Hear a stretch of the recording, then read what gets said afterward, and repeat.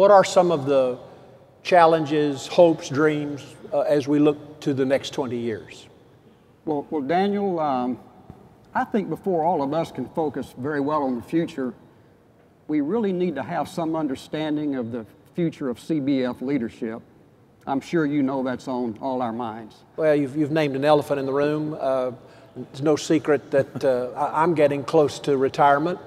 I'm not going to be in this position too much longer. And frankly, there are a lot of people in the leadership positions of CBF, both at the national level and at the state level, who will be transitioning. But I have to tell you, John, one of the things that is hopeful for me, one of my greatest causes for encouragement, is that there are a great number of younger leaders poised, prepared to not only move into my position, but into other positions of leadership. I look at this gathering on this platform and frankly all through this hall and out in the churches. We have a bright future because we have gifted and capable leadership that are in place.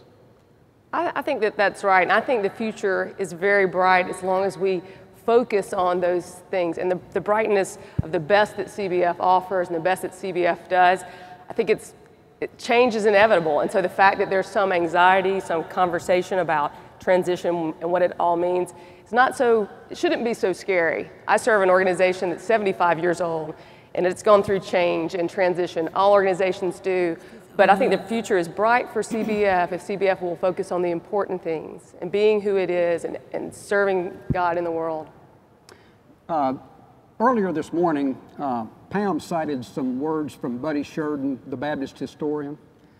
And when I think about the future, some words from Buddy Sheridan, the Baptist prophet, came to my mind.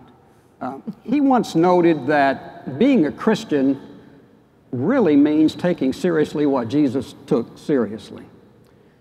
And he went on to add that what Jesus took seriously was not a particular mode of baptism or a particular form of church governance or a particular view of the ordinances, but that what Jesus really took seriously was including excluded people, healing human hurts, confronting the exploiters, sharing what we've got with others, especially those most needful, and then living in radical obedience to God. So my hope for our future is that with each passing year, we will increasingly take more seriously what Jesus took seriously.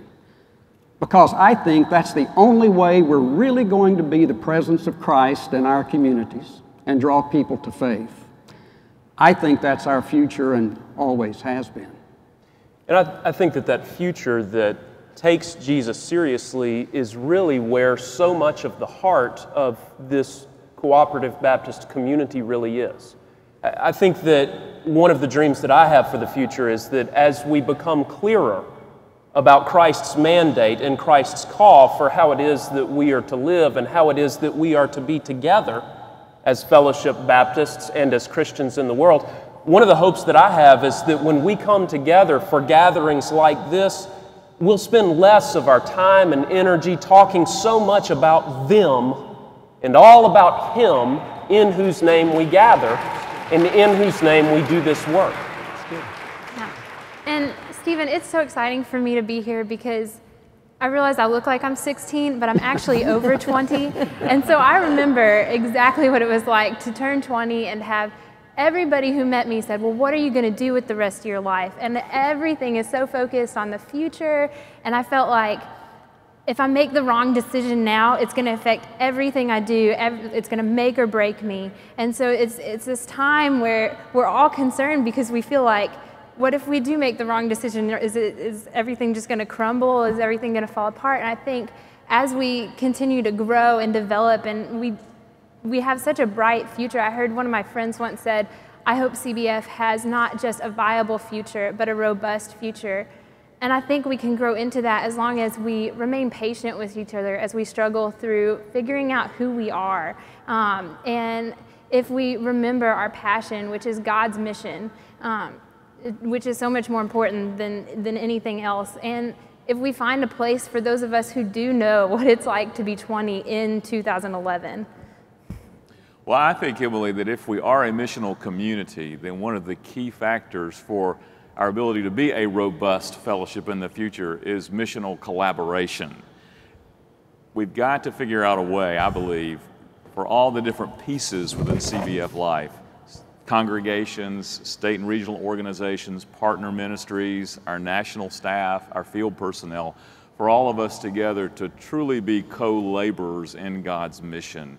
We've done a great job in the past of really asserting our freedom and our autonomy and our individuality. Now we've got to exert the same kind of effort at figuring out how we're going to be an effective, efficient community that serves God's mission together. And you know what?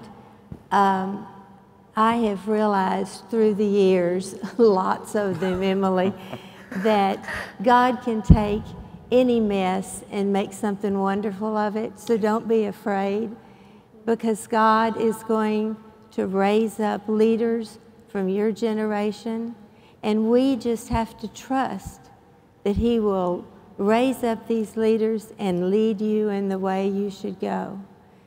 I had this most wonderful thing said yesterday. One of my Sunshine Singers, whose father was a fundamentalist Baptist preacher, said to me, "For the first time in my life, I'm proud to be a Baptist." That's good. That's good. Wouldn't you like to say thank you to these folks for their participation?